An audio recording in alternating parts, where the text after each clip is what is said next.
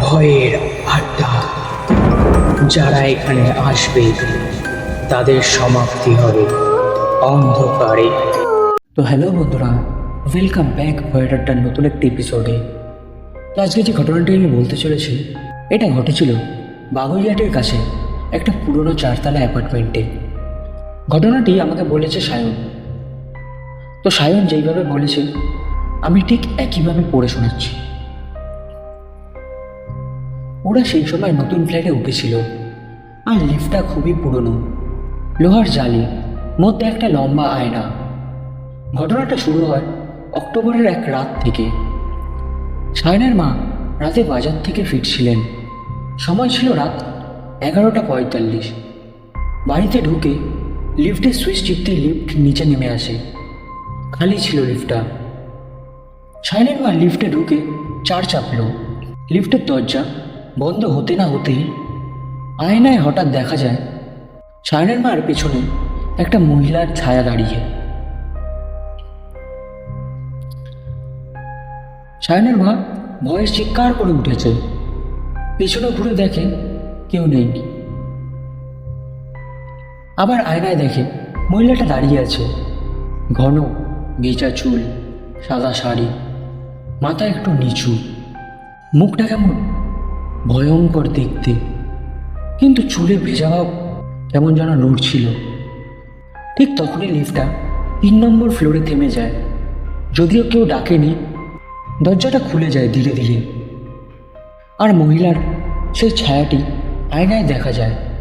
দরজার দিকে তাকাতেই সায়নের মা ভয়ে দরজার ক্লোজ বোতাম চাপতে থাকে, কিন্তু দরজা বন্ধ হচ্ছিল না।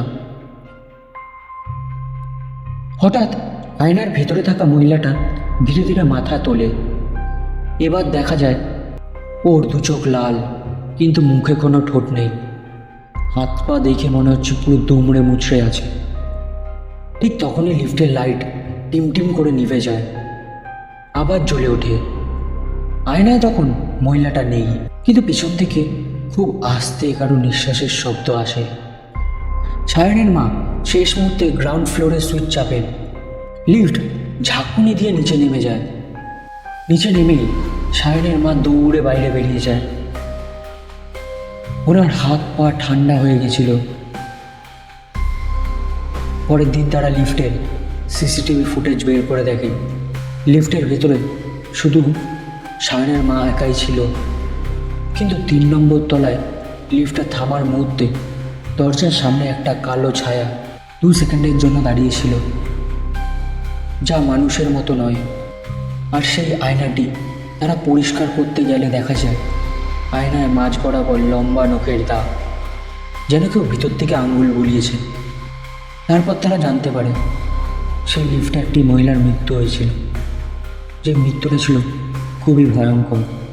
সেই মহিলাটি বাইরে বেড়াতে গিয়ে লিফটে ভুলবশত লিফটটা অটোমেটিক নিচে নেমে আসে, আর দরজা আর লিফটের মিডিলে পড়ে ও পিষে যায়। তো বন্ধুরা, এই ছিল আজকের ঘটনা। ঘটনাটি তোমাদের কেমন লাগলো প্লিজ কমেন্ট করে জানিও। যদি ঘটনাটি ভালো লেগে থাকে তো লাইক কমেন্ট সাবস্ক্রাইব করে দিও। তো চলো, আবার দেখা হবে নতুন একটি এপিসোডে। ততক্ষণের জন্য সুস্থ থেকো, ভালো থেকো।